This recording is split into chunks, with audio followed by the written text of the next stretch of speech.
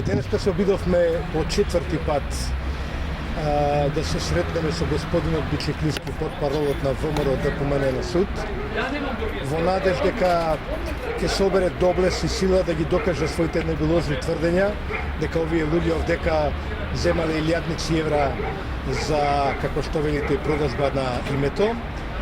За жал, како и три пати до сега, така и денеска, господинот Бичеклиски не се појави, изрази едно драматично непочитување на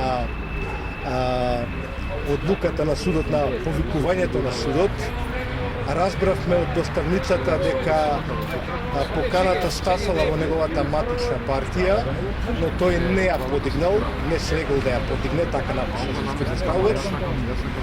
Новината е тоа што овој пат успеавме да ја најдеме неговата домашна адреса и сега судот ќе го покрине на неговата домашна адреса и се надеваме и го повикуваме следниот пат да не се крие како брушец, да не се труди да ги избегнува поканите на судот.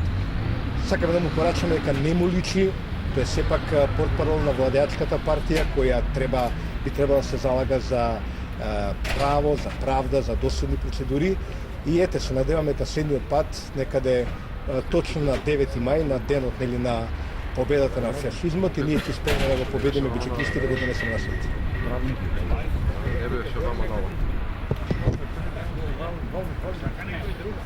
Ако имате да се прашате. Дали судот ги штити функционерите на ДПМН? Не се достапни на судот. Значи, гледаме дека портпаролите на ВМРО ДПМН се недостапни за судот и се недостапни исто така за МВР, некои од нив. И воопшто, нивните пропагандисти, новинари, кои што исто така се тужени за клевета, не се достапни за судот. Избегнуваат да се појават на суд и за тоа испраќаат порака дека едноставно се над законот. Како тоа судот допринене во најдење Според нашите прописи, ние сега би требало да најдеме неговата приватна адреса за да го тужиме. Ние испративме неколку покани до неговото место од каде што беа изречени клеветите како портпарол на владеачката партија. Меѓутоа испаѓа дека владеачката партија не ги прима тужбите за клевета што се однесуваат на пресконференции дека што самата ги организира.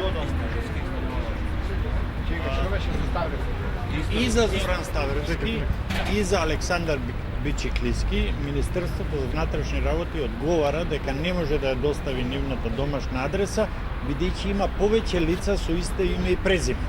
Затоа ние прашавме колку министри за финансии Зоран Ставровски има во Република Македонија и колку портпароли на ВМРО ДПМН има во Македонија, а имаат име Александар Бичеклиски, за да МВР не може да ја најде нивната адреса. Овој пат ние адресата на Александар Бичеклиски ја најдовме во Централниот регистар, кај што е заведен како еден од основачите на едно здружение на граѓани.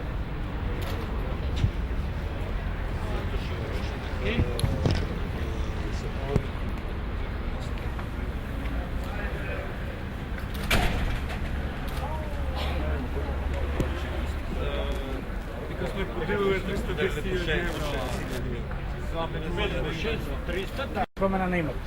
За тоа сме со Бичеклиски. А со Ставровски клевета да беше дека сме дел од некаква стратегија за насилно уривање на уставниот поредок и уставно-демократски избраните институции. Вие сакаме смисла. Ништо друго, да се обидат да ги докажат со тврдења дека не е клевета.